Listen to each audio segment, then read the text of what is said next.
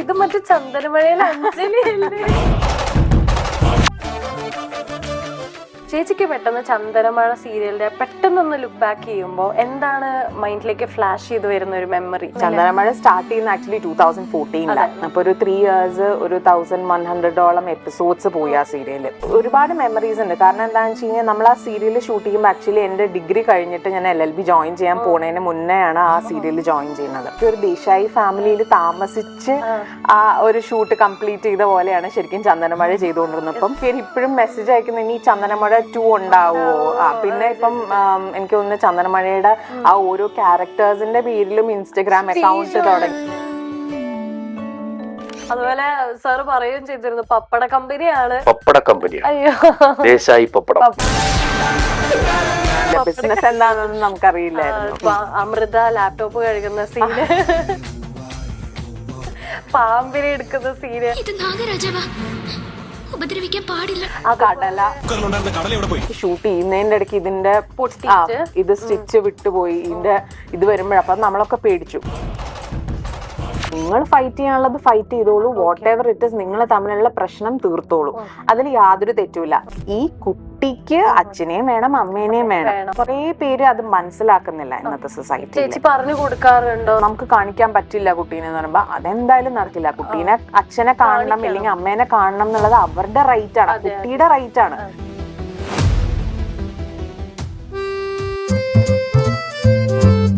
ഇഞ്ചി my meal partner.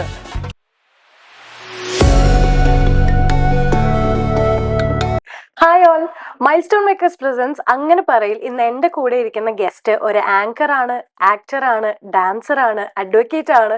ഇതൊന്നും പോരാതെ നമ്മുടെ സ്വന്തം ചന്ദനമഴ സീരിയലിലെ അഞ്ജലിയാണ്. യെസ്, ചരിത ബൈജു. ഹായ് ചേച്ചി, കൊറേ ആയല്ലോ. ഒരു 1 year മുന്നെയാണ് ഒരു ഇന്റർവ്യൂ കൊടുത്തത് അല്ലെ? എന്ത് പറ്റിയ ഒരു വലിയ ബ്രേക്ക് എന്ന് പറയാനായിട്ട് ചന്ദനമഴ ചെയ്തുകൊണ്ടിരിക്കുന്ന സമയത്ത് ഞാൻ LLB പഠിച്ചുകൊണ്ടിരിക്കുകയായിരുന്നു. അപ്പം പിന്നെ ഇടയ്ക്ക് വെച്ച് അറ്റൻഡൻസ് ഒക്കെ പ്രശ്നമായപ്പോഴാണ് ചന്ദനമഴ ഡ്രോപ്പ് ചെയ്തത്. അപ്പൊ പിന്നെ എൻറോൾ ചെയ്തു, പിന്നെ പ്രാക്ടീസ് ചെയ്യാൻ തുടങ്ങി. ഇപ്പൊ അതില് തിരക്കായിട്ട് പൊക്കോണ്ടിരിക്കുന്നു. അതാണ് അതിന്റെ ഇടയ്ക്ക് പിന്നെ എല്ലാരും കൂടെ ഒരു റീയൂണിയൻ പോലെ വന്നപ്പോ അങ്ങനെ ഒരു ഇന്റർവ്യൂ ചെയ്തു. ഓണത്തിന് സ്പെഷ്യലായിട്ട് എല്ലാരും ഉണ്ടായിരുന്നു. ഞാനിപ്പോ ഈ അടുത്ത് നമ്മുടെ ഡയറക്ടർ സാറിന് ഇന്റർവ്യൂ ചെയ്തിട്ടുണ്ടായിരുന്നു. കുറെ വിശേഷങ്ങളൊക്കെ ആ സമയത്ത് നമ്മളോട് പറഞ്ഞു. ഇപ്പം നിങ്ങളെ ഷൂട്ടിംഗ് സെറ്റിലെ കുറെ മൊമെന്റ്സും കാര്യങ്ങളും എല്ലാം. ചേച്ചിക്ക് പെട്ടെന്ന് ചന്ദനമഴ സീരിയലിന്റെ പെട്ടെന്നൊന്ന് ലുക്ക് ബാക്ക് ചെയ്യുമ്പോൾ എന്താണ് മൈൻഡിലേക്ക് ഫ്ലാഷ് ചെയ്ത് വരുന്ന ഒരു മെമ്മറി? ചന്ദനമഴ ഒരുപാട് മെമ്മറീസ് ഉണ്ട്. കാരണം എന്താണെന്ന് വെച്ച് കഴിഞ്ഞാൽ നമ്മൾ ആ സീരിയൽ ഷൂട്ട് ചെയ്യുമ്പോൾ ആക്ച്വലി എന്റെ ഡിഗ്രി കഴിഞ്ഞിട്ട് ഞാൻ LLB ജോയിൻ ചെയ്യാൻ പോണതിന് മുന്നെയാണ് ആ സീരിയൽ ജോയിൻ ചെയ്യുന്നത്. അപ്പോൾ അത് നമ്മളൊരു പുതിയ സീരിയല്, പിന്നെ അത്രയും ആർട്ടിസ്റ്റുകളും കാര്യങ്ങളും ഒക്കെ ഉള്ളതുകൊണ്ട് ഒരു മന്ത്ലി ഒരു 15 days ആ സീരിയലിന് വേണ്ടി തന്നെ നമ്മൾ സ്പെൻഡ് ചെയ്യുമായിരുന്നു. അപ്പോൾ നമ്മൾ ആ ഷൂട്ട് ചെയ്തിരുന്ന വീട്ടിൽ തന്നെയാണ് ഇപ്പം ഞാൻ, രൂപ ചേച്ചി, ഓമന അമ്മ, യമുന ചേച്ചി, ഷാലു അവരൊക്കെ താമസിച്ചോണ്ടിരുന്നത്. അപ്പൊ ശരിക്കും ഇപ്പൊ വേറൊരു ഷൂട്ടിന് പോകുമ്പോൾ നമ്മൾ രാവിലെ കാണുന്നു, വൈകുന്നേരം തിരിച്ചു പോകുന്നു എന്നതിനുപരി ഇവിടെ എന്താ ഇതെന്ന് പറഞ്ഞു കഴിഞ്ഞാല് നമ്മള് ഒരു ഫാമിലി ആയിട്ട് തന്നെ അവിടെ താമസിക്കുക. അപ്പം അവരും ഒക്കെ ആയിട്ടുള്ള ഒരു ആത്മബന്ധങ്ങളും ഒക്കെ അതുപോലെ തന്നെ ഉണ്ടായിരുന്നു. അപ്പൊ അതുകൊണ്ട് ഇപ്പൊ ഒരു 15 days അപ്പം നമ്മൾ അവരെ കണ്ടിന്യൂസ് കണ്ടുകൊണ്ടിരിക്കുക. അപ്പൊ ശരിക്കും ഒരു ദേശായി ഫാമിലിയിൽ താമസിച്ച് ആ ഒരു ഷൂട്ട് കംപ്ലീറ്റ് ചെയ്ത പോലെയാണ് ശരിക്കും ചന്ദനമഴ ചെയ്തുകൊണ്ടിരുന്നപ്പം തോന്നിയിരുന്നത്. അപ്പൊ അതാണ് ഒരു ഫാമിലി മെമ്മറിയാണ് ചന്ദനമഴ സീരിയൽ എന്ന് പറയുമ്പോൾ ഓർമ്മ വരുന്നത്. ഇപ്പൊ ശരിക്കും നമ്മൾ ആ ഒരു സമയത്ത് ഓഫ്കോഴ്സ് എല്ലാവർക്കും അറിയുന്ന ഒരു സീരിയൽ തന്നെയാണ് ചന്ദനമഴ. പക്ഷെ ഇപ്പൊ യൂത്തിന്റെ ഇടയ്ക്ക് ചേച്ചി കാണാറുണ്ടോ ഇൻസ്റ്റഗ്രാമിൽ? അതിൽ ഒരുപാട് കുറെ പേര് ഇപ്പോഴും മെസ്സേജ് അയക്കുന്ന ഇനി ചന്ദനമഴ 2 ഉണ്ടാവുമോ? പിന്നെ ഇപ്പം എനിക്ക് തോന്നുന്നു ചന്ദനമഴയുടെ ആ ഓരോ ക്യാരക്ടേഴ്സിന്റെ പേരിലും ഇൻസ്റ്റഗ്രാം അക്കൗണ്ട് തുടങ്ങി. കൂടുതൽ എനിക്ക് തോന്നുന്നു മധുമതിയുടെ പേരിലാണ് ഒരു പേജ്, മായാവതിക്ക് ഒരു പേജ് തന്നെ ഉണ്ട്. എല്ലാ റീൽസിന്റെ അടിയിലും വന്ന് കമന്റും ചെയ്യാറുണ്ട്. അതുകൊണ്ട് അതിങ്ങനെ ആക്റ്റീവ് ആയിട്ട് നിക്കാണ്. ശരിക്കും ഇപ്പം നമ്മള് സാറും പറഞ്ഞിട്ടുണ്ടായിരുന്നു, അതുകൊണ്ട് തന്നെ സീരിയലിൽ ലൈവായിട്ട് നിക്കാൻ കുറേം കൂടെ ഹെൽപ്പ് ചെയ്തു. ഇപ്പോഴും ആൾക്കാർ വിചാരിക്കുന്നത് ലൈവായിട്ട് ഓടിക്കൊണ്ടിരിക്കുന്ന ഒരു സീരിയലാണെന്നാണ്, തീർന്നതാണെന്ന് വിചാരിക്കുന്നത്. ചന്ദനമഴ സ്റ്റാർട്ട് ചെയ്യുന്ന ആക്ച്വലി 2014 അപ്പൊ ഒരു 3 years ഒരു 1100ഓളം എപ്പിസോഡ്സ് പോയി ആ സീരിയല്. അപ്പൊ ആക്ച്വലി എന്താ പറയാ, അത് കഴിഞ്ഞ് പിന്നെ അധികം തന്നെ പിന്നെ ഈ ഒരു 2 years മുന്നേ തൊട്ടാണ് ചന്ദ്രമഴ പതുക്കെ റീൽസ് ആയിട്ട് വന്നു തുടങ്ങിയത്. അപ്പൊ പണ്ട് ഉണ്ടായിരുന്നവരല്ല ഇപ്പൊ വരുന്ന കുട്ടികൾ പോലും അത് കാണാൻ തുടങ്ങി. പിന്നെ ഇപ്പം നമ്മൾ പറയില്ലേ, നമ്മളിപ്പോ 2-3 ക്ലിപ്പിംഗ്സ് കണ്ടു കഴിഞ്ഞാൽ ബാക്കി എന്താണെന്ന് അറിയാനുള്ള ഒരു ക്യൂരിയോസിറ്റി പോയിട്ട് ഇപ്പൊ ഹോട്ട്സ്റ്റാറിൽ അവൈലബിൾ. അപ്പൊ അവരത് ആദ്യം തൊട്ട് എല്ലാ എപ്പിസോഡ്സും കണ്ട് അങ്ങനെ. അപ്പം ഇപ്പോഴും വീണ്ടും അതിപ്പോ ഒരു എനിക്കൊന്ന് ടിവിയിൽ റീടെലികാസ്റ്റ് വന്നാൽ പോലും ഇത്രയും ഒരു ഇമ്പാക്ട് ഉണ്ടാവില്ല. ചേച്ചിക്ക് ഇപ്പൊ ഈ റീൽസ് ഒക്കെ കാണുമ്പോ എന്താ ഫീൽ ചെയ്യണം എന്ന് വെച്ചാൽ ഇതിന്റെ ബിജിഎം ഒക്കെ വെച്ചിട്ട് ആൾക്കാർ ഡാൻസ് ചെയ്യുന്ന രീതിയിലേക്ക് തുടങ്ങി. പിന്നെ അതുപോലെ ചില ഡയലോഗ്സ് ഉണ്ടല്ലോ, ഇപ്പൊ അമൃത ലാപ്ടോപ്പ് കഴുകുന്ന സീന്, പാമ്പിനെ എടുക്കുന്ന സീന്, കടല ഒരു വലിയ പ്രശ്നമായിരുന്നു. അത് ഇടയ്ക്ക് മെസ്സേജ് വരും, കടല എവിടെ പോയി എന്നുള്ളത്. അപ്പൊ ആദ്യം എനിക്കിത് അറിയില്ലായിരുന്നു, ഞാൻ അത് കണ്ടിട്ടുണ്ടായിരുന്നില്ല. പിന്നെ ഒരുപാട് പേര് കടല എന്നാലും എവിടെ പോയി, അതിനുള്ള ഉത്തരം പറയൂ എന്ന് പറഞ്ഞിട്ടാണ് കുറെ മെസ്സേജുകൾ വരാൻ തുടങ്ങി. അപ്പൊ എന്റെ ഫ്രണ്ട്സും ഒക്കെ മെസ്സേജ് അയക്കുമ്പോ ഇത് എന്താ സംഭവം. അത് കഴിഞ്ഞപ്പോഴാണ് ഈ റീല് കാണുന്നത്. അന്ന് അത് അത്രയും ഇപ്പൊ ആ ഒരു എപ്പിസോഡിൽ അത് വരുമ്പോ അതിന് അത്രയും ഇമ്പാക്ട് ഇല്ല. പക്ഷെ ഈ ഒരു റീലാക്കി ശരിക്കും പറഞ്ഞു കഴിഞ്ഞാല് ഇപ്പൊ ഞാൻ കമന്റ്സ് ഒക്കെ വായിക്കുമ്പോ കാണുന്നത്, ഇപ്പം 2 ന്യൂസ് പേപ്പർ ഒരേ വീട്ടിൽ ഇടുന്നതിനൊക്കെ ഭയങ്കര പ്രശ്നമായിരുന്നു. ഇങ്ങനത്തെ ചെറിയ ചെറിയ പ്രശ്നങ്ങളാ. അപ്പൊ അതിന്റെ കമന്റ്സ് ഒക്കെ ശരിക്കും പറഞ്ഞു കഴിഞ്ഞാല് ദേശായി കുടുംബം എന്ന് പറഞ്ഞ ഒരു IPL തന്നെ മൊത്തം മേടിക്കാൻ ആസ്തിയുള്ള കുടുംബം, പക്ഷെ അടി ഉണ്ടാക്കുന്നത് കടലയ്ക്ക് വേണ്ടി, ന്യൂസ് പേപ്പറിന് വേണ്ടി. അപ്പൊ ആ സമയത്ത് ഇതൊക്കെ ഷൂട്ട് ചെയ്യുന്ന സമയത്ത് നിങ്ങൾക്കും ഇത് ഫീൽ ചെയ്തിട്ടുണ്ട്? ഇത്ര ചെറിയ ചെറിയ കാര്യങ്ങൾക്കൊക്കെ ഇതൊരു വലിയ ഇഷ്യൂ ആക്കണം? അങ്ങനെ പറയാൻ പറ്റില്ല. കാരണം എന്താണെന്ന് വെച്ച് കഴിഞ്ഞാൽ ഇതൊരു ഹിന്ദി സീരിയലിന്റെ അങ്ങനെ ഒരു അഡാപ്റ്റേഷൻ ആണ്. അപ്പം കംപ്ലീറ്റ് ആ ഒരു ഹിന്ദി കൾച്ചറിനെ നമുക്ക് ഇങ്ങോട്ടേക്ക് കൊണ്ടുവരാൻ പറ്റില്ല. അപ്പൊ അതുകൊണ്ട് കുറെയൊക്കെ മലയാളീകരിച്ചാണ് അതിനെ ഇവിടെ പ്രസന്റ് ചെയ്തത്. അപ്പോ നമ്മൾ ഷൂട്ട് ചെയ്യുമ്പോഴൊക്കെ ഇതെങ്ങനെ ഇപ്പോഴും പൂജകള് ഇവിടെ നോക്കുമ്പോ അത് വളരെ എന്താണ് ഓക്വേർഡ് ആണ്. പക്ഷെ ഹിന്ദിയിൽ നോക്കുമ്പോ അവർക്ക് എല്ലാത്തിനും പൂജയും കാര്യങ്ങളും ഒക്കെ ഉണ്ട്.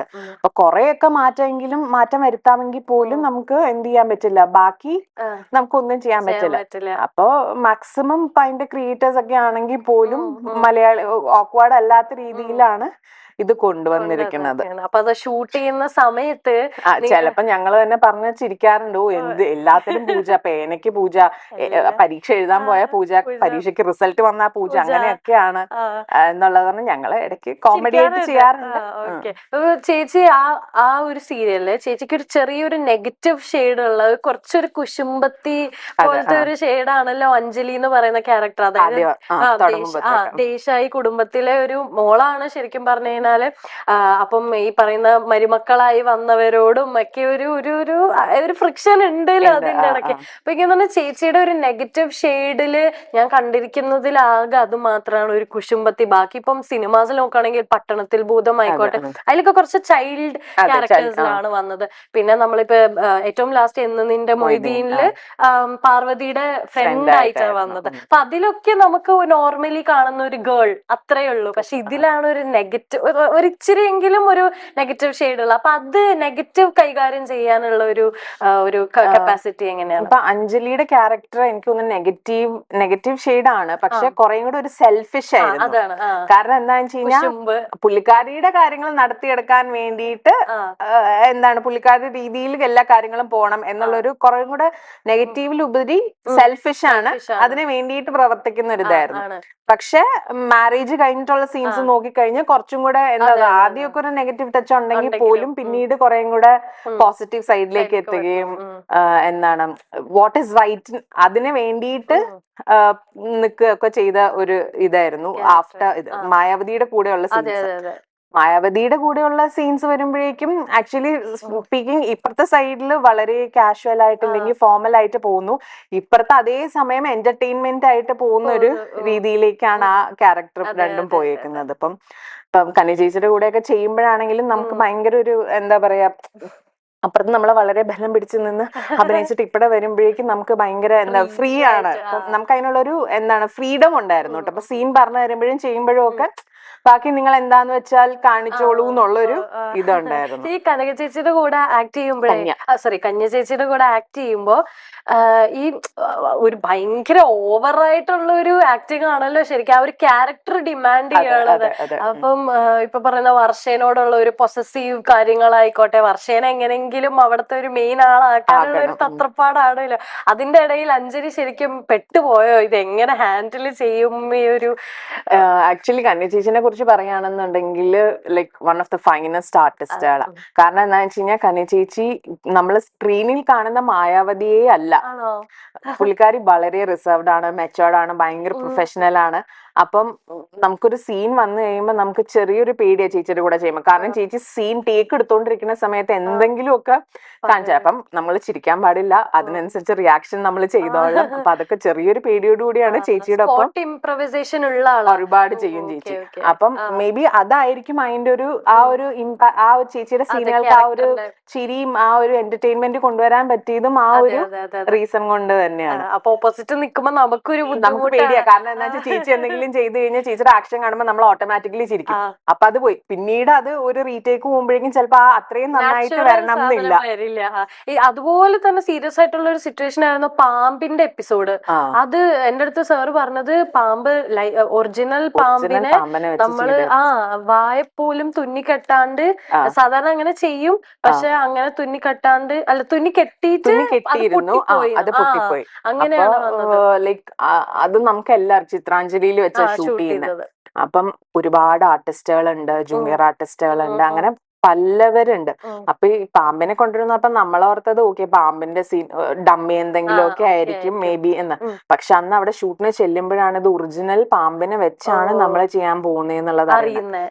നമുക്കൊക്കെ അത്രയും പേടിക്കണ്ടായിരുന്നു, നമ്മൾ സൈഡിലൊക്കെ നിന്നിരുന്നത്. പക്ഷെ ചെയ്തിരുന്ന അമൃത എന്ന് പറഞ്ഞ ക്യാരക്ടർ ചെയ്തിരുന്ന കുട്ടിയാണ് എന്താ പറയണേ ലൈക്ക് അതിനെ എടുക്കണം ഇതൊക്കെ. അതൊക്കെ എന്തായാലും എന്താ പറയാ. പിന്നെ ഇതിനിടയ്ക്ക് ഷൂട്ട് ചെയ്യുന്നതിന്റെ ഇടയ്ക്ക് ഇതിന്റെ ഇത് സ്റ്റിച്ച് വിട്ടുപോയി, ഇതിന്റെ ഇത് വരുമ്പോഴ അപ്പൊ നമ്മളൊക്കെ പേടിച്ചു. പക്ഷെ അതൊക്കെ മാനേജ് ചെയ്ത് അവരെല്ലാവരും നന്നായിട്ട് അത് പോയി. ഒത്തിരി മെമ്മറീസ് ഉണ്ട് ചന്ദനമഴ, ഒരുപാട് മെമ്മറീസ് ഉണ്ട് ചന്ദന. കാരണം അറൌണ്ട് ഒരു 2 yearsോളം ഞാൻ വർക്ക് ചെയ്തിരുന്നു. അപ്പൊ ആ 2 years ഞാൻ പറഞ്ഞ പോലെ മന്ത്ലി 15 days നമ്മൾ അവിടെ ദേശായി കുടുംബത്തിൽ സ്പെൻഡ് ചെയ്തോണ്ടിരിക്കുക. Luxury family. അതുപോലെ സാർ പറയുകയും ചെയ്തിരുന്നു പപ്പട കമ്പനിയാണ്, പക്ഷെ ഇത്രയും ലക്ഷറിയസ് ആണുള്ളത്. അതറിയായിരുന്നു ബിസിനസ് എന്താണെന്ന് നമുക്കറിയില്ലായിരുന്നു. ഞാൻ ചോദിച്ചപ്പോ പറഞ്ഞത് പപ്പട കമ്പനിയാണ് എന്നുള്ളതാണ്. ഞങ്ങളാണെങ്കിൽ എന്താ ഷൂട്ടിനിടയ്ക്ക് 1-2 ദിവസമൊക്കെ ബ്രേക്ക് ഇട്ട്. അപ്പൊ ഞാനും രൂപ ചേച്ചിയൊക്കെ ഒരുമിച്ചാ താമസിച്ചു. അപ്പം ഞങ്ങള് പയ്യെ ട്രിവാൻഡ്രം കറങ്ങാൻ ഇറങ്ങും, ഏതെങ്കിലും കഫേസിലൊക്കെ പോവാ. അങ്ങനെയൊക്കെ നമുക്ക് ചേച്ചിയായിട്ടുള്ള ഒരു ബോണ്ട് എങ്ങനെ? കാരണം ചേച്ചി മലയാളി അല്ലല്ലോ. അപ്പം ഇവിടെ വന്ന് നിങ്ങളെ കൂടെ എങ്ങനെയായിരുന്നു ഫസ്റ്റിലെ തന്നെ നിങ്ങൾക്ക് ആ ഒരു കണക്ഷൻ ബിൽഡ് ചെയ്യാൻ പറ്റുമോ? രൂപ ചേച്ചി ആക്ച്വലി സ്പീക്കിംഗ് ആദ്യം കാണുന്നത് ചന്ദനമഴയുടെ സെറ്റിൽ വെച്ചിട്ട് തന്നെയാണ്. അപ്പം എനിക്ക് തോന്നുന്നു ഞാൻ ചെല്ലുന്ന സമയത്ത് ഇവരുടെ ഷൂട്ട് നടന്നുകൊണ്ടിരിക്കാം. അപ്പൊ അതില് വളരെ ഭയങ്കര ബോൾഡ് ആയിട്ടുള്ള ഒരു ക്യാരക്ടർ ചെയ്യുമ്പോ അതാണ് പുള്ളിക്കാരി എന്നുള്ളൊരു ഇതിലാണ് നിന്നത്. പിന്നെ കുറച്ച് കഴിഞ്ഞപ്പോഴേക്കും എനിക്ക് തമിഴ് അറിയാം, സംസാരിക്കാൻ അറിയാം. അപ്പം അങ്ങനെ പയ്യെ നമ്മള് സംസാരിച്ചു തുടങ്ങി. അത് കഴിഞ്ഞപ്പോഴേക്കും പുള്ളിക്കാരിക്ക് വന്ന സമയത്തൊക്കെ പുള്ളിക്കാരി ഭയങ്കര ഫ്രസ്ട്രേറ്റഡ് ആയിരുന്നു. കാരണം ഫുഡ് ശരിയാവുന്നില്ല, ക്ലൈമറ്റ് ശരിയാവുന്നില്ല. പിന്നെ നമ്മുടെ വർക്ക് കൾച്ചറും തമിഴ്നാടിന്റെ വർക്ക് കൾച്ചറും ഭയങ്കര ഡിഫറൻസാ. അപ്പൊ അത് പുള്ളിക്കാരിക്ക് അക്സെപ്റ്റ് ചെയ്യാനായിട്ട് ഭയങ്കര ബുദ്ധിമുട്ട് അങ്ങനെയൊക്കെ വന്നു. അപ്പം ഞാനാണെങ്കിൽ ആക്ച്വലി പഠിച്ചുകൊണ്ടിരിക്കുന്ന സമയമായതുകൊണ്ട് ഇവിടെ ഷൂട്ട് വരും, ഗ്യാപ്പ് കിട്ടുമ്പോ വീട്ടിൽ വരും, പിന്നെയും തിരിച്ചു വരും, കോളേജിൽ അങ്ങനെയാണ് ചെയ്തുകൊണ്ടിരുന്നത് ആദ്യത്തെ കുറെ ഷെഡ്യൂൾസ്. അപ്പൊ ചേച്ചിയായിട്ട് ഫുഡ് ഒട്ടും പറ്റുന്നില്ല എന്നൊക്കെ പറഞ്ഞ് പിന്നെ ഞാൻ വീട്ടിൽ പോയിട്ട് എന്തെങ്കിലും എന്നോട് കുക്ക് ചെയ്ത് എന്തെങ്കിലും കൊണ്ടുവരുമോ. അപ്പം അങ്ങനെയാണ് ഞങ്ങള് ഇത്. അപ്പം ടച്ച് വുഡ് ഇന്ന് വരെ ആ ഒരു ബന്ധം നന്നായിട്ട് പോകുന്നു. ഓക്കെ, അപ്പൊ അതാണ് സീരിയലിന്റെ വിശേഷങ്ങൾ. ചേച്ചി ആക്ടിംഗ് കരിയറിൽ കുറെ റോൾസ് ചെയ്തിട്ടുണ്ടല്ലോ. ഇപ്പൊ നേരത്തെ പറഞ്ഞ പോലെ ഫ്രം പട്ടണത്തിൽ ഭൂതം നമ്മൾ നിൽക്കുവാണെങ്കിൽ എന്ന് നിന്റെ മൊയ്തീൻ വരെ. ഇപ്പൊ ആക്ടിംഗ് കരിയർ ചൂസ് ചെയ്യാൻ ഓൾറെഡി നമ്മൾ പഠിക്കുന്നുണ്ട്, പക്ഷെ എന്നാലും ഇതിന്റെ പാഷൻ എപ്പോഴാണ് ഫൗണ്ട് ചെയ്തത്? എനിക്ക് അഭിനയിക്കാൻ ഇൻട്രസ്റ്റ്. ആക്ച്വലി പട്ടണത്തിൽ ഭൂതത്തിലല്ല ഞാൻ സ്റ്റാർട്ട് ചെയ്യുന്നത്. ചൈൽഡ് ആർട്ടിസ്റ്റ് ആയിട്ട് ചെറിയ കൂടുതലും ആഡ്സ് ആണ് ചെയ്തിട്ടുള്ളത്. അന്ന് എനിക്ക് കൊമേഴ്ഷ്യൽ ആഡ്സ് ആണ് കൂടുതലും ചെയ്തിട്ടുള്ളത്. പിന്നെ നോട്ടിസബിൾ ആയിട്ടുള്ള ഒരു ക്യാരക്ടറാണ് പട്ടണത്തിൽ ഭൂതം വരുന്നത്.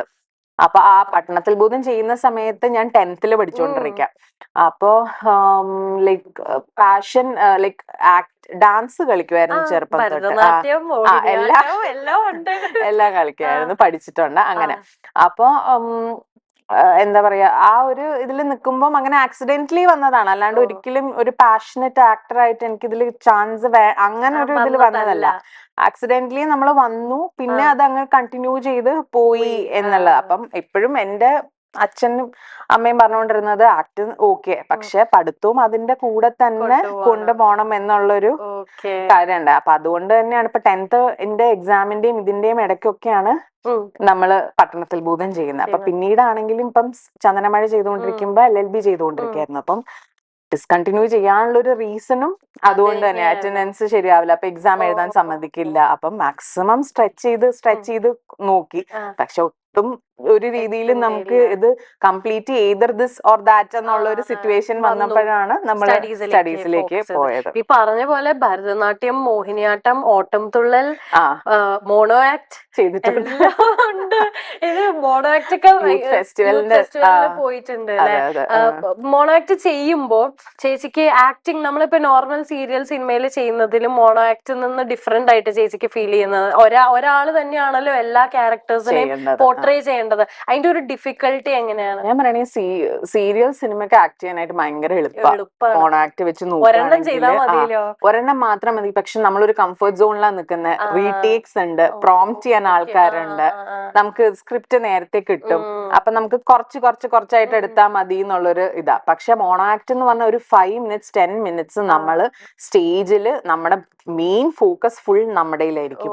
നമ്മളത് ബൈ ഹാർട്ട് ചെയ്യണം, പഠിക്കണം, 5 minutesനുള്ളിൽ നിർത്തണം, പല ക്യാരക്ടേഴ്സ് ആവണം. അപ്പൊ ഇതൊക്കെ വരുമ്പോ നമുക്ക് എന്താന്ന് വെച്ച് കഴിഞ്ഞാല് ഭയങ്കര ഒരു പ്രഷറിൽ നിന്നാ ചെയ്യുന്നത്. പക്ഷെ 5 minutes കഴിഞ്ഞാൽ തീർന്നു എന്നുള്ളൊരു, പക്ഷെ ഇത് ചെയ്തു പോകും. പക്ഷെ കുറച്ചും കൂടെ കംഫർട്ട് ലെവൽ കൂടുതലാണ് ആക്ടിങ്, സിനിമ സീരിയലൊക്കെ വരുമ്പോഴേക്കും.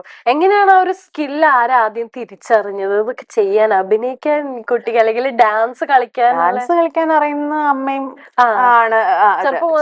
ഞാനൊരു 3 വയസ്സ് തൊട്ട് ഡാൻസ് പഠിച്ചു തുടങ്ങിയത്. ആദ്യം അടുത്തുള്ള ഒരു ടീച്ചറിന്റെ അടുത്ത് പഠിച്ചു, പിന്നെ അങ്ങനെ ഓരോരുത്തരുടെ ആയിട്ട് പഠിച്ചു, പിന്നെ അതിൽ നിന്ന് ഡെവലപ്പ് ചെയ്ത് ആക്ടിങ്ങിലേക്കൊക്കെ വന്നു.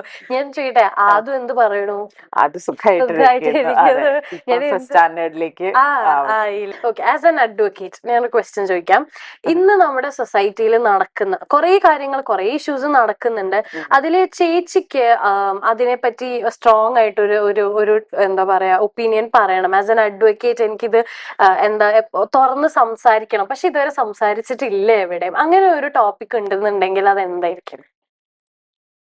ഇത് മാറണം എന്ന് ചേച്ചിക്ക് തോന്നുന്ന? അങ്ങനെ ചോദിച്ചു കഴിഞ്ഞാല് കൂടുതലും ഞാനിപ്പം ഡീൽ ചെയ്യുന്നത് ഫാമിലി കോർട്ട് കേസസ്. അപ്പൊ ഫാമിലി കോർട്ട് കേസസിൽ നമ്മൾ കാണുമ്പം എന്താന്ന് വെച്ച് കഴിഞ്ഞാൽ, ഇപ്പം 2 പാർട്ട്നേഴ്സ് തമ്മിൽ ഒരു ഫൈറ്റ് നടക്കാം, അതിന്റെ ഉള്ളിൽ പെട്ടുപോകുന്ന ശരിക്കും കുട്ടികളാണ്. പക്ഷെ ഈ 2 അച്ഛനും അമ്മയും ചിന്തിക്കാത്തത് എന്താന്ന് വെച്ച് കഴിഞ്ഞാൽ, അച്ഛനും അമ്മയും ചിന്തിക്കാത്തത് എന്താന്ന് വെച്ച് കഴിഞ്ഞാല്, ഈ കുട്ടിക്ക് ഇപ്പൊ നിങ്ങൾ തമ്മിലാണ് ഫൈറ്റ്, ഓക്കെ ഫൈൻ, പക്ഷെ ഇപ്പൊ അമ്മയുടെ കയ്യിലാണ് കുട്ടിയെങ്കിൽ അമ്മ എന്ത് ചെയ്യും? അച്ഛനെ വഴിക്ക് കൊണ്ടുവരാൻ വേണ്ടിയിട്ട് കുട്ടീനെ പിടിച്ചേക്കും, കൊച്ചിനെ കാണിക്കില്ല, കുട്ടിയുടെ കസ്റ്റഡി കൊടുക്കില്ല, അങ്ങനെയൊക്കെ ഉള്ളത്. സെയിം ഓപ്പോസിറ്റ് സൈഡിലും ചെയ്യും. അപ്പം ശരിക്കും പറഞ്ഞാൽ നിങ്ങൾ ഫൈറ്റ് ചെയ്യാനുള്ളത് ഫൈറ്റ് ചെയ്തോളൂ, വാട്ട് എവർ ഇറ്റ് ഇസ്, നിങ്ങൾ തമ്മിലുള്ള പ്രശ്നം തീർത്തോളൂ, അതിൽ യാതൊരു തെറ്റുമില്ല. പക്ഷെ ഈ കുട്ടിക്ക് അച്ഛനെയും വേണം അമ്മേനെയും വേണം. അപ്പൊ ആ ഒരു സ്പേസ് 2 പേര് മനസ്സിലാക്കേണ്ടത്. അത് കുറെ പേര് അത് മനസ്സിലാക്കുന്നില്ല ഇന്നത്തെ സൊസൈറ്റിയിൽ. പറഞ്ഞു കൊടുക്കാറുണ്ടോ? നമ്മുടെ ക്ലയൻസിനോട് നമ്മൾ പറയും. കാരണം എന്താണെന്ന് വെച്ച് കഴിഞ്ഞാൽ, നമുക്ക് കാണിക്കാൻ പറ്റില്ല കുട്ടീനെ എന്ന് പറയുമ്പോ അതെന്തായാലും നടക്കില്ല. കുട്ടീനെ അച്ഛനെ കാണണം അല്ലെങ്കിൽ അമ്മേനെ കാണണം എന്നുള്ളത് അവരുടെ റൈറ്റ് ആണ്, കുട്ടിയുടെ റൈറ്റ് ആണ്. അതിന് നമുക്ക് എന്തായാലും എന്ത് ചെയ്യാൻ പറ്റില്ല, മാറ്റാൻ. ചേച്ചി ഇപ്പൊ ഇത് പറഞ്ഞുകൊണ്ട് ഞാൻ ചോദിക്കാം, ഇപ്പൊ റീസെന്റ് ഒരു ആക്ടർ, ഫേമസ് ആക്ടറാണ്, ഞാൻ പേരെടുത്ത് പറയുന്നില്ല, അദ്ദേഹത്തിന്റെ ഫാമിലിയിൽ ഒരു ഇഷ്യൂ പറയപ്പെട്ടു, ഡിവോഴ്സ്ഡ് ആയി. അതിന്റെ ഇടയിൽ അദ്ദേഹത്തിന് കൊച്ചിനെ കാണാൻ പറ്റാത്തതിന്റെ ഒരു വിഷമം എക്സ്പ്രസ് ചെയ്യുന്നുണ്ടായി ഒരു പ്രസ് മീറ്റിന്റെ ഇടയ്ക്ക്. അപ്പൊ അതിനെയൊക്കെ ചേച്ചി അനലൈസ് ചെയ്യുന്ന സമയത്ത്, ഇതുപോലെ ഫാമിലി കോർട്സ് ഡീൽ ചെയ്യുന്ന ആളാണല്ലോ, ഫാമിലി സിറ്റുവേഷൻസ്, അദ്ദേഹം പറഞ്ഞ ഒരു പോയിന്റ് ഓഫ് വ്യൂ, നമുക്ക് ഓപ്പോസിറ്റ് പോയിന്റ് ഓഫ് വ്യൂ അറിയില്ല, പക്ഷെ എന്നാലും അദ്ദേഹം പറഞ്ഞ ഒരു പോയിന്റ് ഓഫ് വ്യൂ ചേച്ചിക്ക് എന്താ തോന്നുന്നത്. ശരിക്കും അങ്ങനെ കുട്ടികളെ കാണിക്കാത്തത് ഈ പറഞ്ഞ പോലെ അതാണ് point. Opposite point of view അറിയില്ല എന്ന് അറിയില്ല. പറഞ്ഞില്ലേ. അതെ അതെ. കാരണം എന്റെ ഒരു അഭിപ്രായത്തിൽ ആക്ച്വലി സ്പീക്കിംഗ് ഇങ്ങനത്തെ ഒരു സിറ്റുവേഷൻ ഒരിക്കലും പബ്ലിക്കലി നമ്മൾ ഡീൽ പറയാൻ ചെയ്യരുത്. പാടില്ല. പക്ഷെ നമ്മുടെ ഇപ്പോഴത്തെ സിറ്റുവേഷൻ എന്താണെന്ന് വെച്ച് കഴിഞ്ഞാൽ എവറിത്തിങ് ഇസ് പബ്ലിക് അല്ലെ. സ്പെഷ്യലി ഒരു കാര്യം അതിന്റെ ഇടയിൽ ചോദിച്ചോട്ടെ, ഈ ആക്ടേഴ്സ് ആകുമ്പോ അല്ലെങ്കിൽ നിങ്ങൾ സെലിബ്രിറ്റീസ് ആകുമ്പോ അറിയാണ്ട് നിങ്ങളുടെ ഫാമിലി പേഴ്സണൽ കാര്യങ്ങൾ പബ്ലിസൈസ് ആയി പോകുന്നുണ്ട് എന്ന് തോന്നുന്നുണ്ടോ? ഇപ്പം ചിലർക്ക് അതിൽ ഇഷ്യൂ ഇല്ല. ലൈക്ക് അവരിപ്പം ഒരുപാട് ഇൻഫ്ലുവൻസേഴ്സും കാര്യങ്ങളും അവരുടെ ഫാമിലിയും അവരുടെ വീടും എല്ലാം പബ്ലിസൈസ് ചെയ്യുന്നുണ്ട്. അത് അവർക്ക് പ്രശ്നമില്ല. ഇല്ല. പക്ഷെ ചിലർ അത് പേഴ്സണൽ ആയിട്ട് കീപ്പ് ചെയ്യണം എന്ന് വിചാരിക്കുമ്പോ അതിന് നമ്മൾ റെസ്പെക്ട് ചെയ്യാന്നുള്ളതാണ്. ലൈക്ക് അതൊരു പബ്ലിസൈസ് ചെയ്യാൻ ഇഷ്ടമല്ലാത്തോളം കാലം നമ്മൾ എന്ത് ചെയ്യരുത്, അതിലേക്ക് ഇൻക്ലൂഡ് ചെയ്യരുത് എന്നുള്ളതാണ് ഞാൻ പറയുന്നത്. ഇപ്പൊ ഈ പെർട്ടിക്കുലർ ഇൻസിഡന്റ് എന്ന് പറഞ്ഞാൽ ഇവര് തമ്മിലുള്ള ഇഷ്യൂസ് എന്താണെന്ന് നമുക്ക് അറിയില്ല ആക്ച്വലി. പക്ഷെ ഇപ്പൊ ഈ പുള്ളി പറയുന്ന പോലെ എന്റെ കുട്ടീനെ കാണിക്കാൻ സമ്മതിക്കുന്നില്ല എന്ന് പറയുന്നത് ഡെഫിനറ്റ്ലി ഇറ്റ്സ് നോട്ട് റൈറ്റ്. അങ്ങനെ പറയാൻ പറ്റുള്ളൂ. നിയമപരമായി നമ്മൾ ചിന്തിക്കുവാണെങ്കിൽ ഇപ്പൊ അവര് പറയുന്നത് ബോഡി ഗാർഡ്സിനെ അയക്കുന്നു, കൂടെ കാണാൻ പറ്റുന്നില്ല. പക്ഷെ അതിനൊക്കെ നമുക്ക് എന്താണെന്ന് വെച്ചാൽ കോടതിയിൽ അതിനൊക്കെയുള്ള റെമഡി ഉണ്ട്. നമ്മളൊരു പബ്ലിക് പ്ലാറ്റ്ഫോമിൽ ഇരുന്ന് ഇതിനെ വിളിച്ചു പറയുന്നതിലുപരി നമ്മൾ അതിന്റെ പ്രോപ്പർ ചാനലിൽ ഇപ്പൊ ഒരു കോടതിയും ഒരിക്കലും ഒരു കുട്ടീനെ അച്ഛൻ കാണരുത് ഇല്ലെങ്കിൽ അമ്മ കാണരുതെന്ന് ഒരു കോടതിയും പറയില്ല. മനസ്സിലായോ? അപ്പൊ നമ്മള് ഇപ്പം അതിൽ എത്രത്തോളം സത്യമുണ്ട്, എന്താണ് അവിടെ നടക്കുന്നതെന്നുള്ളത് നമുക്ക് അറിയില്ല. അപ്പൊ അതുകൊണ്ട് അതിനകത്തൊരു എത്രത്തോളം അഭിപ്രായം പറയാം. പക്ഷെ ഒരു കുട്ടീനെ അച്ഛനും അമ്മയ്ക്കും വേണം. അപ്പം മറ്റൊരു പാരന്റ് മറ്റേ അടുത്ത പാരന്റിനെ കാണിക്കാണ്ടിരിക്കാന്ന് പറഞ്ഞാൽ ദാറ്റ് ഇസ് നോട്ട് റൈറ്റ്. നമുക്കും ഈ പറഞ്ഞത് മാത്രമേ അറിയുള്ളൂ. പക്ഷെ പറഞ്ഞ പോയിന്റ് ഓഫ് വ്യൂ ആള് ഭയങ്കര ഇമോഷണൽ ആയി പറയുമ്പോ എവിടെയോ കുട്ടീനെ കാണാൻ പറ്റാത്തതിന്റെ ഒരു വിഷമം നമുക്ക് റെക്കഗ്നൈസ് ചെയ്യാൻ പറ്റും. അതാണ് ആ ചേച്ചി പറഞ്ഞപ്പോ എനിക്ക് പെട്ടെന്ന് ആ ഒരു ഇൻസിഡന്റിലേക്ക് കണക്ട് ആയി. എനിക്ക് എപ്പോഴെങ്കിലും ഒരു അഡ്വക്കേറ്റിനെ കാണുമ്പോ ചോദിക്കണം എന്ന് വിചാരിച്ച ഒരു ചോദ്യമാണ്. ഇന്ന് നമ്മുടെ ഇവിടെയുള്ള ഒരു കോടതിയും പറയില്ല അമ്മ കുട്ടീനെ കാണണ്ട ഇല്ലെങ്കിൽ അച്ഛൻ കുട്ടീനെ കാണണ്ട. അമ്മയുടെ അടുത്താണെങ്കിൽ അച്ഛന് യാതൊരു അവകാശവും ഇല്ല, അല്ലെങ്കിൽ അച്ഛന് ഒരു അമ്മയുടെ അവകാശം ഇല്ല എന്ന് ഒരു കോടതിയും പറയില്ല. നമ്മളത് എന്താ പറയാ അതിന്റെ പ്രോപ്പർ ചാനലിൽ നമ്മൾ പോയി ചെന്ന് അതിനുള്ള റെമഡി കണ്ടുപിടിക്കുക എന്നുള്ളതേ ഉള്ളൂ. ചില സിറ്റുവേഷൻസ് നമ്മളെ ലൈഫില് നമുക്ക് പ്രൂഫ് ഒന്നും ഉണ്ടാവില്ല ഇനി സബ്മിറ്റ് ചെയ്യാൻ. പക്ഷെ ചില ഇൻസിഡൻസ് നമ്മളെ ലൈഫിൽ ഉണ്ടാകും. അത് നമുക്ക് നിയമപരമായിട്ട് പോയാൽ അതിനൊരു സൊല്യൂഷൻ ഉണ്ടാവില്ല എന്ന് തോന്നുന്നതിന് നമുക്ക് അങ്ങനത്തെ ഹെൽപ്ലെസ് ആയിട്ടുള്ള സിറ്റുവേഷൻസ് നേരിടേണ്ട വന്നിട്ടുണ്ട്. ഇപ്പൊ ക്ലയൻസ് വന്നിട്ട് ഇത് എന്റെ കയ്യിൽ പ്രൂഫ് ഒന്നും ഇല്ല, പക്ഷെ എനിക്ക് എന്താ ചെയ്യേണ്ടതെന്ന് അറിയില്ല, അങ്ങനെ ഹെൽപ്ലെസ് ആയിട്ട് വന്ന് അങ്ങനെ ലൈക്ക് ഇപ്പൊ ബേസിക്കലി നമ്മള് കോടതി ഇപ്പം ഞാൻ ഫാമിലി കോർട്ടിന്റെ കാര്യത്തിലാ പറയുന്നത്. അപ്പം അവിടെ എല്ലാം സ്ട്രിക്റ്റ് പ്രൂഫിലല്ല പോകുന്നത്. ഇപ്പൊ സിറ്റുവേഷൻസ് ചെയ്യുമ്പം ഇതുപോലൊരു 100 കേസ് കണ്ടൊരു വ്യക്തിയാണ് അവിടെ ജഡ്ജായിട്ട് ഇരിക്കുന്നത്. അപ്പം അവർക്ക് ഇത് പറയുമ്പോൾ അല്ലെങ്കിൽ നെക്സ്റ്റ് ഒരു ഓപ്പോസിറ്റ് സൈഡിനെ കേൾക്കുമ്പോൾ വാട്ട് ഇസ് റൈറ്റ് അല്ലെങ്കിൽ വാട്ട് ഇസ് റോങ് എന്നുള്ളത് അവർക്ക് കൃത്യമായിട്ട് അനലൈസ് ചെയ്യാൻ പറ്റും. അപ്പൊ വളരെ സ്ട്രിക്റ്റ് ആയിട്ട് പ്രൂഫ് വേണം എന്നുള്ളത്. പക്ഷെ പ്രൂഫ് ഉണ്ടായാൽ മാത്രമാണ് നമുക്ക് അതിനൊരു വാലിഡേഷൻ കൊണ്ടുവരാൻ പറ്റുള്ളൂ. ഇപ്പോ ചില കോൺട്രവേഴ്സീസ് നമ്മുടെ നാട്ടിൽ നടക്കുന്ന സമയത്ത് ചിലവര് കോടതിയുടെ ഡിസിഷൻസിനെ പോലും ക്വസ്റ്റ്യൻ ചെയ്യുന്ന രീതിയിൽ അത് ശരിക്കും ശരിയാണോ? ചേച്ചിയുടെ പോയിന്റ് ഓഫ് വ്യൂ അത് ഒരിക്കലും ചെയ്യാൻ പാടില്ലാത്തൊരു കാര്യമല്ലേ?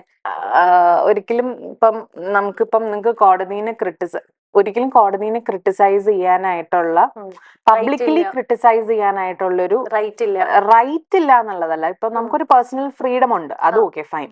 പക്ഷെ ഇപ്പം പറഞ്ഞ പോലെ സ്ട്രിക്ട് പ്രൂഫ് അല്ല. അവിടെ കോടതിയുടെ മുമ്പിൽ വരുന്ന ഫാക്ട്സും കാര്യങ്ങളും നോക്കിയിട്ടാണ് ഒരു ജഡ്ജ്മെന്റ് ഇടുന്നത്. If you not satisfied with that judgement you have all the right to appeal for that അല്ലെ. അപ്പൊ അതിന് അപ്പീൽ കോടതിയുണ്ട്. അപ്പീൽ കോടതിയിൽ പോവുക, എന്നിട്ടും പറ്റിയില്ലേ വീണ്ടും പോവുക, അങ്ങനെ പല ഓപ്ഷൻസ് ഉള്ളപ്പോ നമ്മൾ എന്താ ചെയ്യണേ? മറ്റതൊരു പബ്ലിക് സ്റ്റണ്ടാണ്.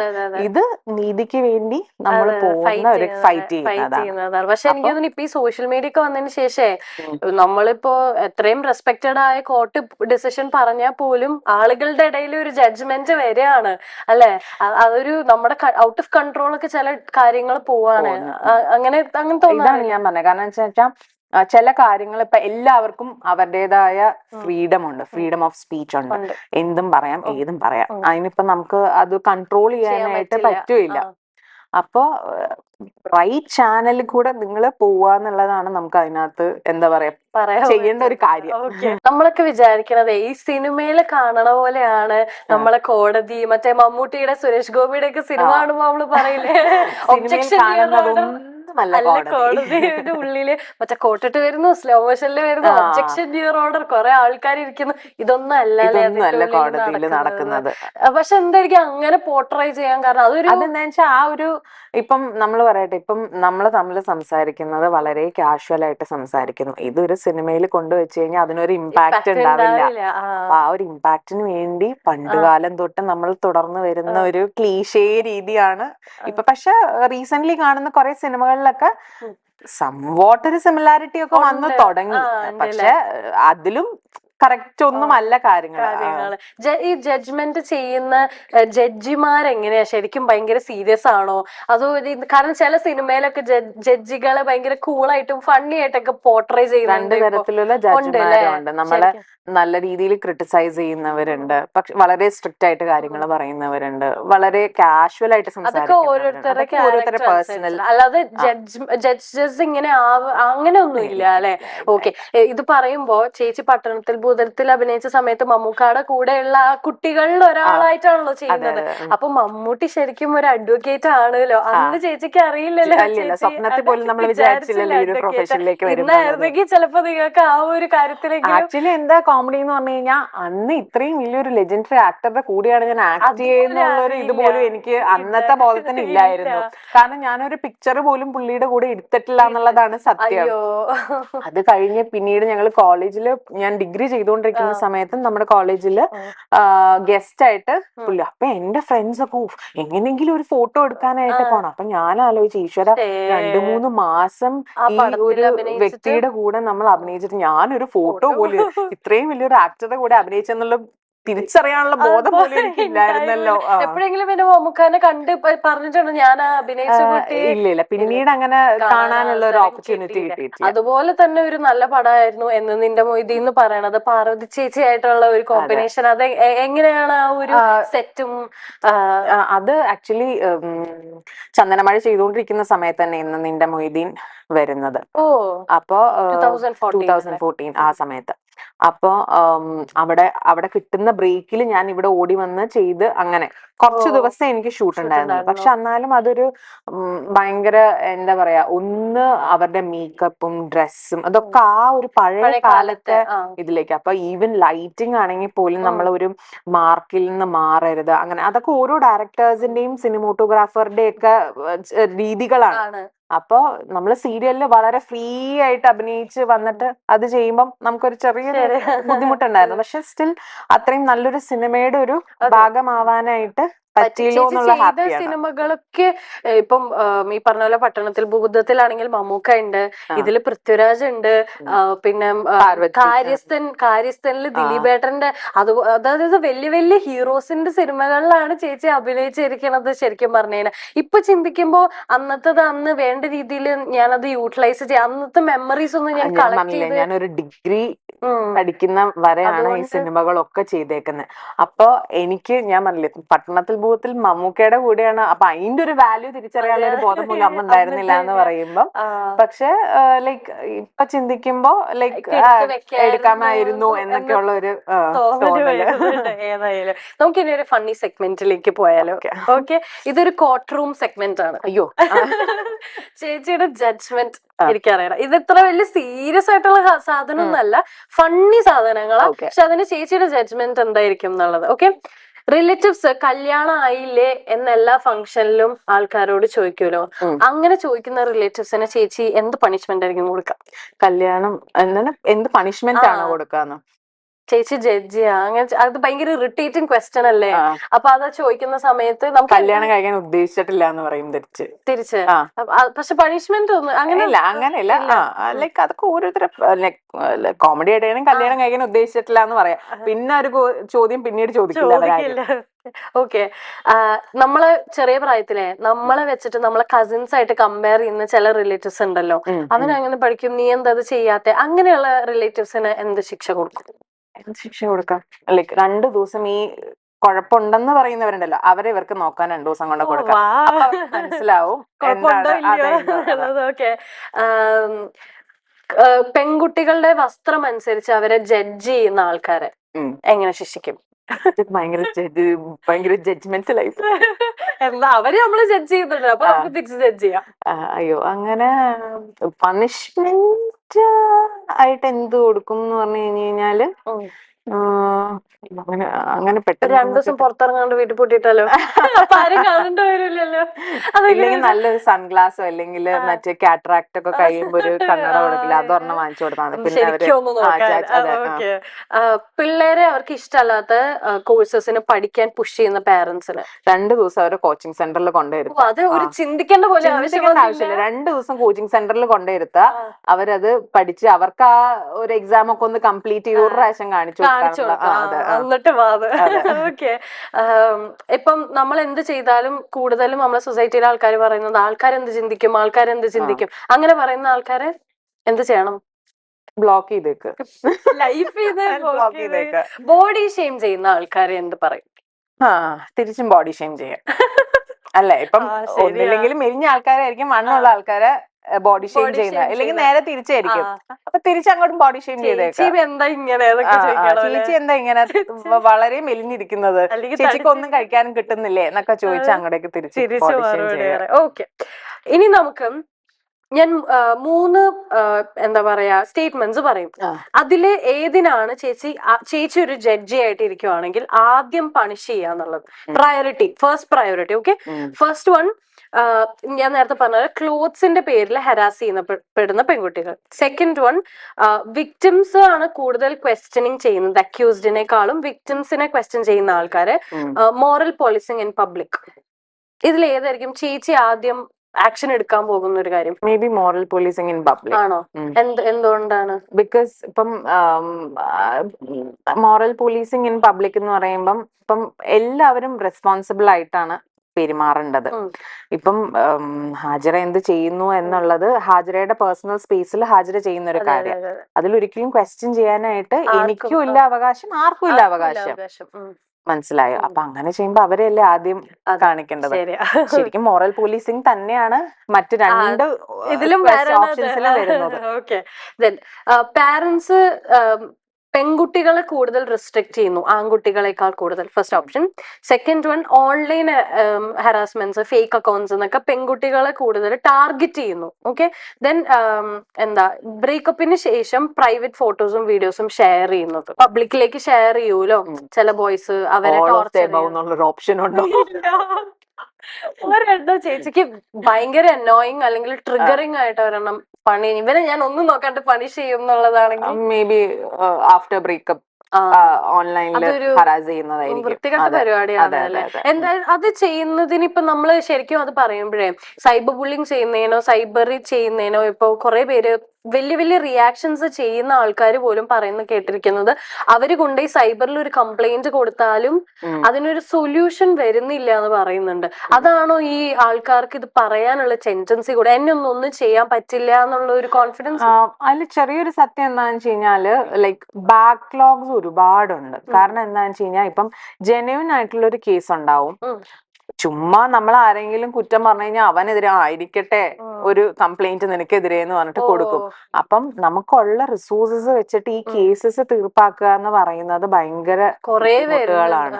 മനസ്സിലായി? അപ്പം അതിൽ ഈ വാണ്ടഡും അൺവാണ്ടഡ് ആയിട്ടുള്ള കുറെ കംപ്ലൈന്റ്സ് ഉണ്ട്. അപ്പൊ അതുകൊണ്ടാണ് ഇങ്ങനെ ഒരു ഡിലേമ ഇതില് വരുന്നത്. ഓക്കെ. അപ്പം അങ്ങനെയാണ് സൈബറിൽ വരുന്ന ഇഷ്യൂസിനെ നമുക്ക് അങ്ങനെ ചെയ്യാൻ ആ ഒരു ഡിലേ വരുന്നതും ഇതുകൊണ്ടാണ്. പിന്നെ നമ്മുടെ ടെക്നോളജിയും ഒക്കെ ഒരുപാട് ഇംപ്രൂവ് ചെയ്തേക്കും. അപ്പൊ അത് നമുക്ക് നമ്മുടെ ലോ എൻഫോഴ്സ്മെന്റിനും അതിനുള്ളൊരു ലിമിറ്റ് ഉണ്ട്. ആ ലിമിറ്റ് വിട്ടിട്ട് നമുക്ക് അവരെ നമ്മളെ കുറ്റം പറഞ്ഞിട്ടും കാര്യമില്ല. ഫേക്ക് അക്കൗണ്ട്സ് ഒക്കെ കണ്ടുപിടിക്കാൻ ഭയങ്കര ബുദ്ധിമുട്ടാണ്, പണിയാണ് അല്ലെ? അതാണ് ആൾക്കാർക്കും ഇപ്പൊ ഏറ്റവും കൂടുതൽ ആൾക്കാർ പറയാറുണ്ട്, ഒരാളെ നമ്മള് പിടിച്ചോണ്ട് വന്നിട്ട് അവന് കൊടുക്കുന്ന പണിഷ്മെന്റ് എന്താന്ന് സൊസൈറ്റി കണ്ട നാളെ ചെയ്യാൻ പേടിക്കും എന്നുള്ളത് ശരിക്കും പറയാറുണ്ട്. പുറത്തെ രാജ്യത്തെ നിയമം ഇവിടെ വരണം എന്നുള്ളത്, അതൊക്കെ പ്രാക്ടിക്കലി പോസിബിൾ ആണോ? നമുക്ക് എന്താ പറയാ, പുറത്ത് ഇപ്പം ഇപ്പൊ ഇത്രയും ഞാൻ ട്രാവൽ ചെയ്തപ്പോ നമ്മൾ ശ്രദ്ധിച്ച 2-3 പോയിന്റ്സ് ആണ് നമ്മൾ പറയുന്നത്. ഇപ്പൊ ചില രാജ്യത്ത് ചെല്ലുമ്പം അവിടെയുള്ള ലോനെ അവര് റെസ്പെക്ട് ചെയ്തിട്ടാണ് ഇത് ചെയ്യുന്നത്. ഇപ്പം നമ്മള് ഒരു സ്ഥലത്ത് ക്യൂ നിൽക്കണം, അത് ക്യൂ നിന്നില്ല എന്ന് വെച്ചിട്ട് അവിടെ ആരും പോലീസിനെ കൊണ്ടുവന്ന് പിടിപ്പിക്കുകയോ അങ്ങനെ ഒന്നും ഇല്ല. പക്ഷെ അവിടത്തെ ആൾക്കാർ അത് ചെയ്യും, കാരണം അവർ ആ ലോനെ റെസ്പെക്ട് ചെയ്യുന്ന. എനിക്ക് തോന്നിക്കുന്നത് നമ്മുടെ നാട്ടിൽ കൂടുതലും നമ്മള് പോലീസിനെ പേടിച്ചിട്ട്, ഇല്ലെങ്കിൽ ആ ലോനെ പേടിച്ചിട്ടാണ് അത് ഇത് ചെയ്യുന്നത്. ഇപ്പൊ ഹെൽമെറ്റ് വെച്ചില്ലെങ്കിൽ പോലീസ് പിടിക്കും എന്നുള്ളത് കൊണ്ടാണ് ഹെൽമെറ്റ് വെക്കുന്നത്, സീറ്റ് ബെൽറ്റ് ഫൈൻ കിട്ടും എന്നുള്ളത് കൊണ്ടാണ് നമ്മൾ ചെയ്യുന്നത്. അപ്പൊ നമ്മുടെയും ചിന്താഗതികളിൽ കുറെയൊക്കെ ചേഞ്ചസ് വരുത്തിയാലാണ് എന്ത് പറയുള്ളൂ മാറ്റങ്ങൾ കൊണ്ടുവരാനായിട്ട് സാധിക്കും. അല്ലെങ്കിൽ ലോ ഒറ്റയടിക്ക് ചേഞ്ച് ചെയ്തു എന്ന് പറഞ്ഞിട്ട് അവിടെ ഒരു വലിയ മാറ്റം സംഭവിക്കില്ല. നമ്മൾ ഓരോരുത്തരും അതില് പാട്ടായാൽ മാത്രം, ഇല്ലെങ്കിൽ ആ ഒരു ആ വരുന്ന ലോയിനെ നമ്മൾ റെസ്പെക്ട് ചെയ്താൽ മാത്രമാണ് എന്ത് ചെയ്യാൻ പറ്റുള്ളൂ, ഒരു വലിയ ചേഞ്ച് നമ്മുടെ സൊസൈറ്റിയിൽ നമുക്ക് കൊണ്ടുവരാൻ പറ്റുള്ളൂ.